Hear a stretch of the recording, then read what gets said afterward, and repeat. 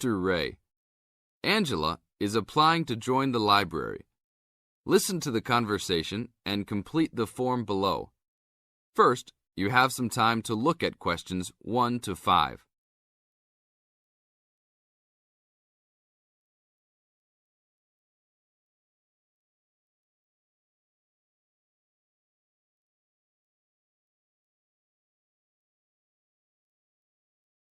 Now we shall begin. You should answer the questions as you listen, because you will never hear the recording a second time. Hello, how can I join the library? Well, you need to make an application. Would you like to do it now? Yes, if I can. One moment and I'll get the form. Now, I just need to ask you a few questions before you sign at the bottom. Okay. Your full name, please. Angela Mary Price. Price? Yes, that's right. Okay. And your address? Apartment 3, 86 Bridge Street, Pimlico. Bridge Street. That's just near here, isn't it? Yes, not very far. Good. So the postcode must be 2065, right? Yes, that's right.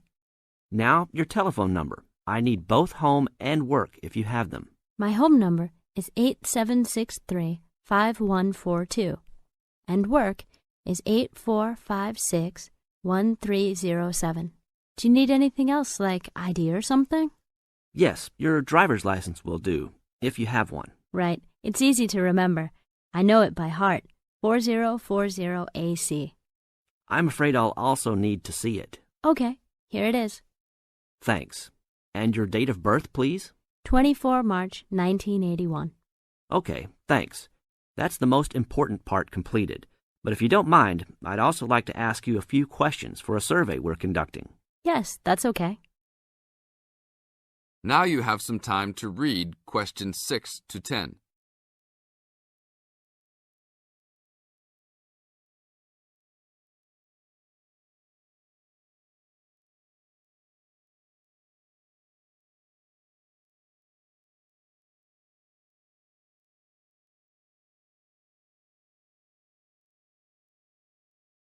As the conversation continues, answer questions 6 to 10.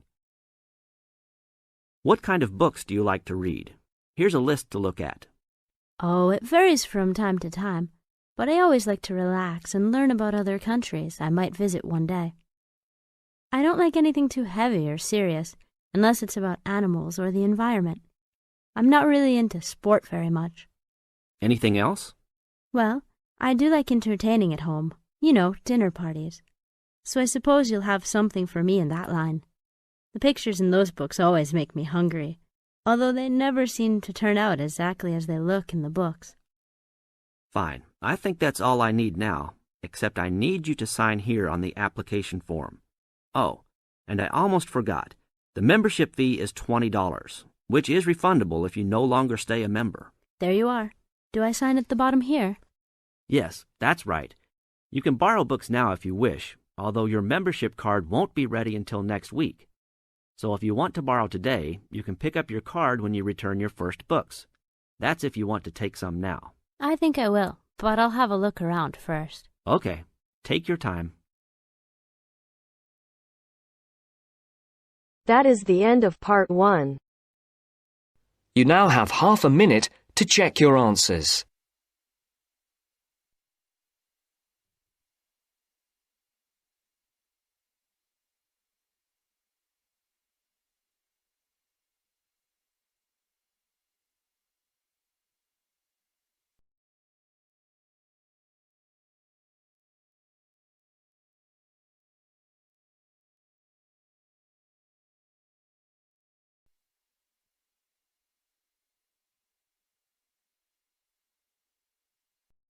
Part 2. You are going to hear an interviewer who is interviewing Alan. He made a great discovery of Mungo National Park. First, look at questions 11 to 15.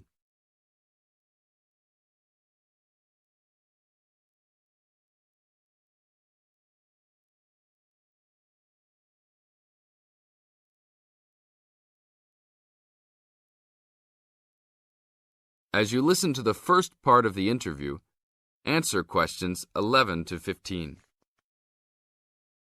An event occurred in 1996 over a period of 3 days that attracted considerable attention at the time and led to a new find in Mungo National Park, which is the focal point of the Willandra Lakes World Heritage Area in New South Wales, Australia.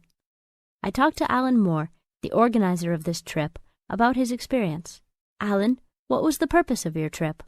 Well, as you know, I love the outback and lead tours of people wanting to go into more remote parts of the country. However, I thought it was time for me too to have a holiday. So I packed up my family and we went to Mungo National Park. Why did you choose this location? It holds a record of Aboriginal life stretching back over 40,000 years. And of course, I wanted my young kids to be amazed by the main feature of the park, the remarkable Walls of China, as they're called, where wind and water erosion have exposed this long history. I see. What was the weather like? It was unusual for that time of year. The rain was just one continual downpour after another. We were always soaked to the skin. So we decided to cut our holiday short and only stayed 3 days in the end. However, it was eventful. The obvious problem was to get back to the nearest town, a small place called Burunga. But the dirt roads out there are always impassable after rain, so we settled down for a long, wet wait in the park. We didn't really mind because the scenery was so interesting. However, the kids wandered away without our noticing, and eventually we realized they must be lost. So we used our two-way radio to contact the park rangers and the police, and a helicopter was sent. Luckily, the kids were found within a few hours, but they'd made an important discovery. Now look at questions 16 to 20.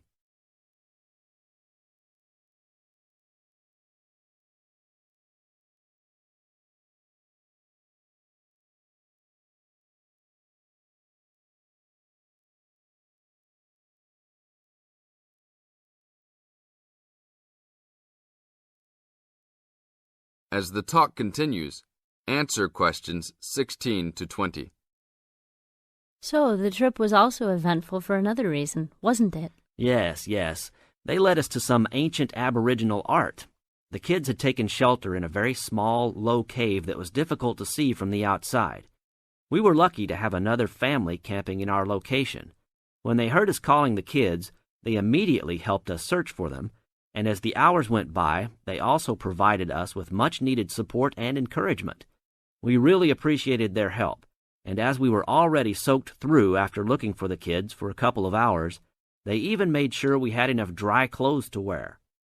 The park ranger managed to get through to us to lead the search, and when the helicopter pilot notified us by two-way radio that he'd seen the children but was unable to land nearby, we were able to eventually find them very excited about what was in their little cave. And what did you think of their cave? Well, after squeezing in, I must say I was impressed, and managed to take a few photos of it before we left.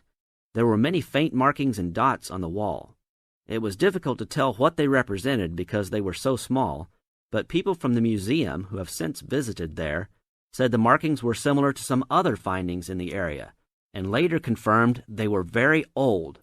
Although it's now a protected site, the children like to call it their cave, and are allowed to visit it when a ranger can go with them. Thank you, Alan. If you go to Mungo National Park, you can see the entrance to the cave and some of Alan's photos at the ranger's station. Alan continues to lead tour groups in the outback, and if you want further information...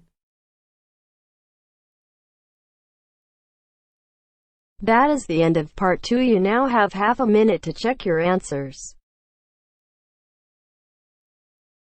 You now have half a minute to check your answers.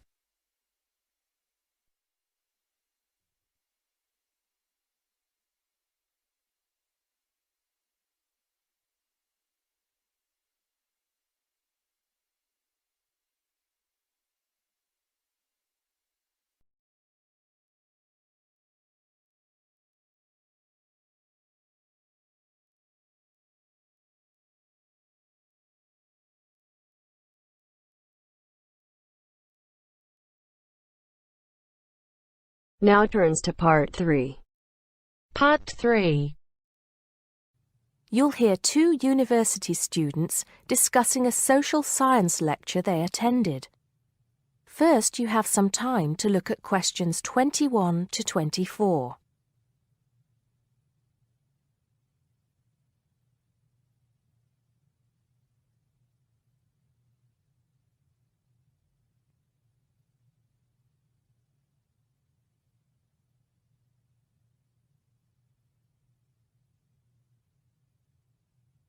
Now listen carefully and answer questions 21 to 24. Did you go to the first social science lecture yesterday? Yeah. Didn't you see me there? No. I was trying so hard to understand the lecturer. What didn't you understand? A lot of it, really. For example, he said we needed to study history as part of the course, but I didn't get why. You probably missed it. He said early on that we need to learn from our past mistakes. Right. But he also said we need to put ourselves in the place of our ancestors. Why is that? I think the point is that it's not enough to know how they lived and what they did. We need to know what they thought. I see. And I've written transferable skills in my notes next, but I have no idea what that means. If you study social science, you learn skills that you can use in a job. Oh, right. Is that all? Okay, but why is that?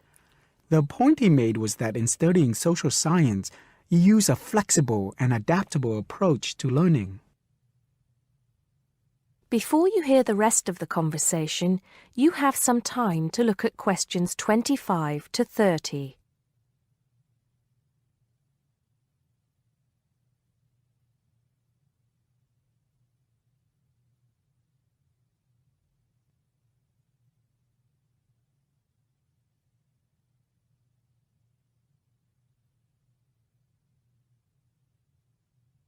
Now listen and answer questions 25 to 30. He also kept mentioning all the other subjects we will need to study as part of the course. I didn't write them all down, did you? Some of them. I think I can make sense of my notes. The first one was anthropology, which he said would cover prehistory and archaeology as well. Okay. Then there's economics. I wrote down that this was not meant to mean that we will spend all our time looking at economic theory, but more that we need to see how humans behave. That's good. I don't think I could handle economic theory. He said something about education too, didn't he? Yeah. He said we'll be looking at how cultural information is handed down from one generation to the next through teaching children. He said we'd be focusing on geography too, but I can't really remember which aspects. Can you? I noted it down, I think. Here we are, yes, particularly in relation to urban planning. It's law that I got confused about. I didn't understand why he linked that to economics. I think he meant that laws affect the way wealth is distributed. That makes sense. Now, what are the science wars? Okay, I did get that. The science wars are about how social science collects information. In sociology and social work, and in social science generally, they can only study patterns of behavior and observe. If you compare that to the way scientists work in physics or chemistry, it's very different because they use specific experiments that can be tested and which give concrete answers. Social studies is often accused of being unscientific. That's all. Okay. But it still looks like a good course, doesn't it? You don't have any regrets, do you? None at all. I'm looking forward to it. That is the end of part 3. You now have half a minute to check your answers.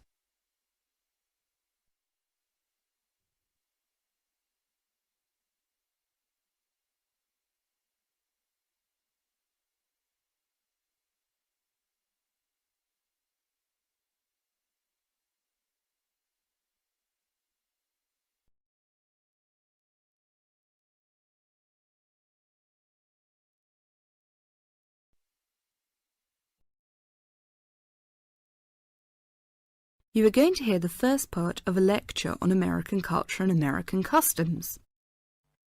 First, you have some time to look at questions 31 to 40.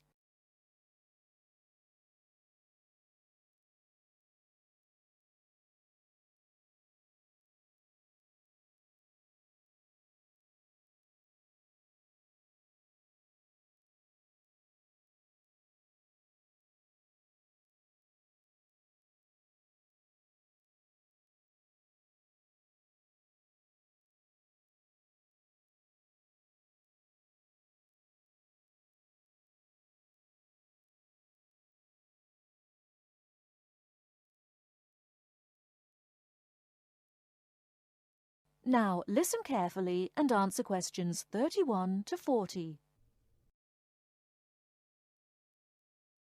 Well, last week we talked about American education, and today I'm going to discuss American values, characteristics, personal habits and courtesies. Keep in mind as you are listening to this lecture that your goal is to understand, not to emulate or judge. Just briefly, I'd like to mention that there is a remarkable ethnic diversity in the United States. The population of the USA is about 260 million. 73% of the American population is white, 12% is African American, 8% Hispanic, 3% Asian or Pacific Islanders, and less than 1% American Indian or Eskimo. Many Americans resent generalizations being made about them because Americans see themselves as very unique and individualistic. On the other hand, Americans tend to lump foreigners together into one lot and condescendingly view foreigners as people who are not as intelligent or sensible as Americans. Despite Americans' dislike of generalizations and their ethnocentric point of view, it becomes evident that they are indeed American. Americans value individualism, independence, informality, directness, punctuality, achievement, and competition. Individualism is probably the most highly esteemed value in the American culture and an important key to understanding American behavior.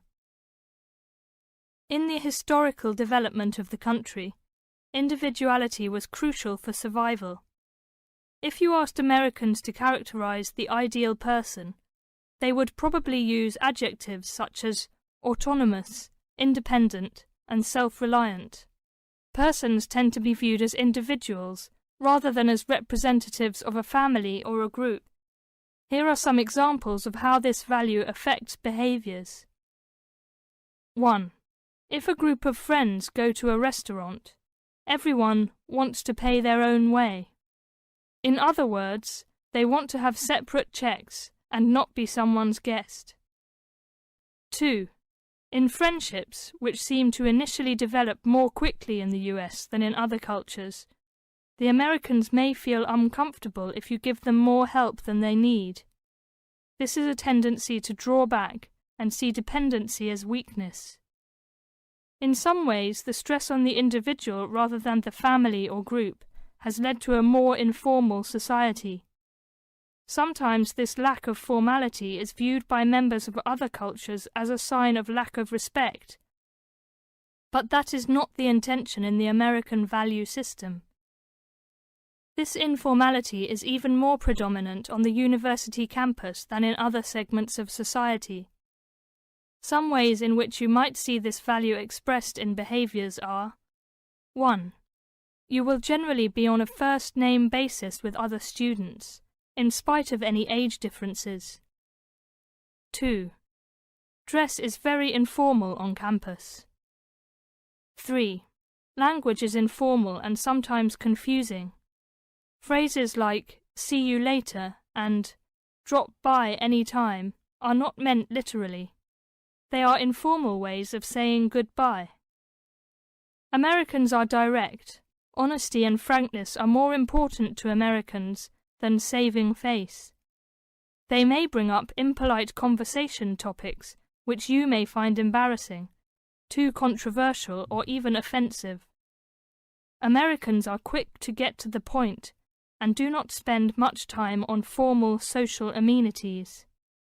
This directness encourages Americans to talk over disagreements and to try to patch up misunderstandings themselves, rather than ask a third party to mediate disputes. It is particularly interesting to see what behaviors have culturally become associated with straightforwardness. 1. A firm handshake somehow has come to be interpreted as a sign of sincerity. 2. Looking at a person when you speak to him or her gives an indication of honesty. 3. In a question of honesty versus politeness, honesty wins. It is considered better to refuse graciously than to accept an invitation and not go. 4. You will be taken at your word. If you refuse food the first time it is offered, to be polite, it may not be offered again. An American will not know that your initial refusal is politeness. Great value is attached to time in the US. Punctuality is considered an important attribute. As with all values, there are different rules of acceptability in different cultures. In the US, you should be present for school or business appointments at the exact time agreed upon. In social appointments, you can arrive 10 to 15 minutes after the agreed upon time without giving offence. If you are invited somewhere for dinner and are more than 15 minutes late, you will need to offer an apology and an explanation. A phone call explaining you have been detained and will be late will save face for you and patience for the other person. Americans also value achievement and competition. The American style of friendly joking or banter, of getting the last word in, and the quick and witty reply are subtle forms of competition. Although such behavior is natural to Americans, you may find it overbearing or disagreeable. Americans are obsessed with records of achievement in sports, and sports awards are often displayed in their homes. Also, sometimes books and movies are judged not so much on quality, but on how many copies are sold, or on how many dollars of profit are realized. That is the end of part 4. You now have half a minute to check your answers.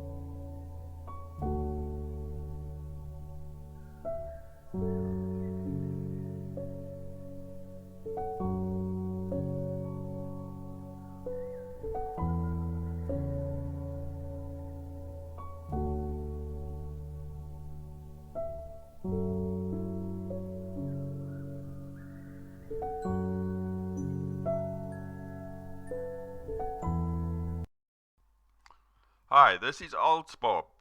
I would very much appreciate it if you could like, subscribe and share this video, as this will enable me to help more IELTS students reach their IELTS goals.